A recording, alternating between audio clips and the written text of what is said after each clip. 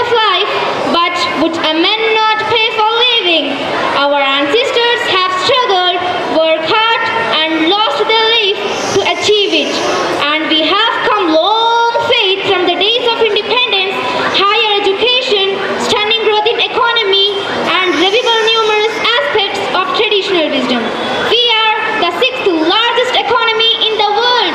We are the fourth strongest military force, first Asian to reach the Martian orbit, and the first nation in the world to do so in the Maiden attempt.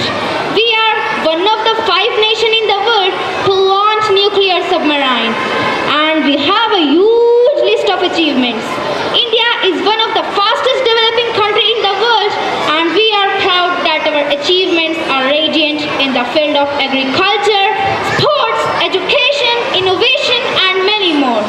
These social, political, and economic issues are meant to be taken into consideration to improve the prevailing condition of the society. Let us make this country that all men are educated and responsible enough for the country's development, where all are equally respected irrespective of their caste, color, creed, or financial status, where women feel safe in the society. A great Indian scientist, Dr. APJ Abdul Kalam, who was the 11th Prime Minister of India and also known as Missile Man of India. He worked on development of technology of ballistic missile to launch vehicle technology. APJ Abdul Kalam created the Technology Vision Project 2020 in 1998. APJ Abdul Kalam, who aimed at making the country self-sufficient in the field of missile technology. The program had 5 missiles: P-A-T-N-A, Prithvi, Agni, Trishul, Nag, and Akash.